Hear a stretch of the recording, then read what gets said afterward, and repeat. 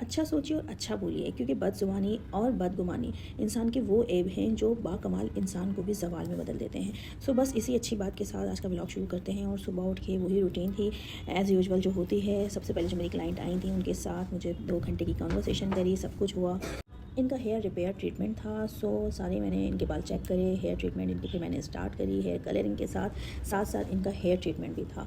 सो repair करना था बालों को और इनका डैमेज फ्री करना था। सो हमने Botox treatment and colour treatment एक साथ इनका स्टार्ट किया और बालों में देखिए शाइन और बहुत अच्छा सा ग्लॉसी और एक रिपेयर ट्रीटमेंट के साथ बड़ा अच्छा सा लुक इनका आ रहा था। सो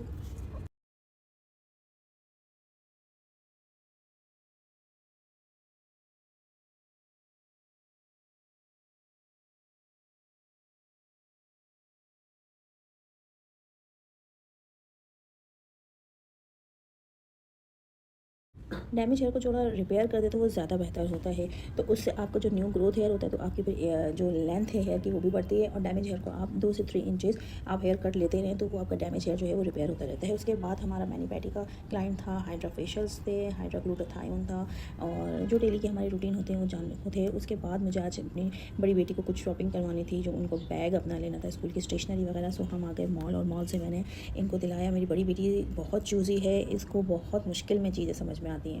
बड़ी बेटी के मुकाबले में मेरी जो छोटी बेटी है वो बहुत ही पोलाइट और वो उसको उसको कोई टेंशन नहीं होती। उसको मैं अपने हिसाब से जो मुझे करना होता है मैं दिला देती हूँ, वो उसमें खुश हो जाती है। लेकिन आपको पता है हर बच्चा एक जैसा नहीं होता, सबकी आदतें मुख्तलिफ होती हैं। सो बड़ी बेटी का यही है कि वो थोड़ी चूज़ी है और अपनी चॉइस से हर चीज़ लेती है।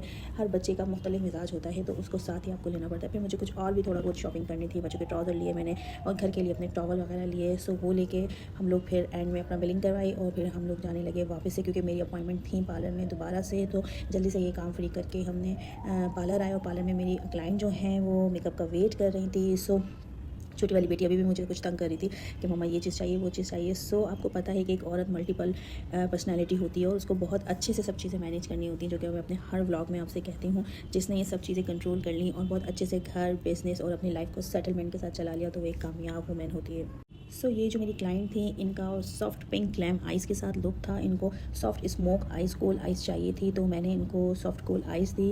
और पार्लर में आने के बाद पार्लर में आज मेकअप्स और हेयर स्टाइलिंग का थोड़ा सा रहा।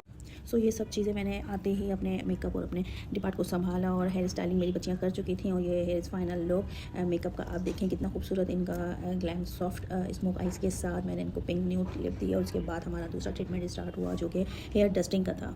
हेयर डस्टिंग एक बहुत ही ज़बरदस्त ट्रीटमेंट है जो कि आपके बालों के जो डेड हेयर्स होते हैं इसको रिमूव करना होता है। तो ये थोड़ी सी लेंदी प्रोसेस है। एक एक बाल को, एक एक लट को टॉय आप लेके और उसको फोल्डिंग पे देना है और आपको जो डेड हेयर है वो रिमूव करना। और ये प्रोफेशनल अनप्रोफेशनल बंदा तो बाल ही आपके ख़त्म कर देगा। सो ये हेयर डस्टिंग ट्रीटमेंट जो है आप हमेशा प्रोफेशनल हेयर स्टाइलिस्ट से ही करवाएं, क्योंकि इसमें आपके बालों का हेयर कट को बहुत ख्याल से आपको सारे जो डेड हेयर है उसको रिमूव करने होते हैं।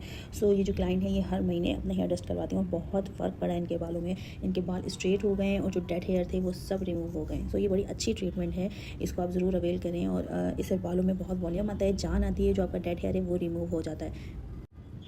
काम आपके ऐसे ही रूटीन से चलते रहते हैं।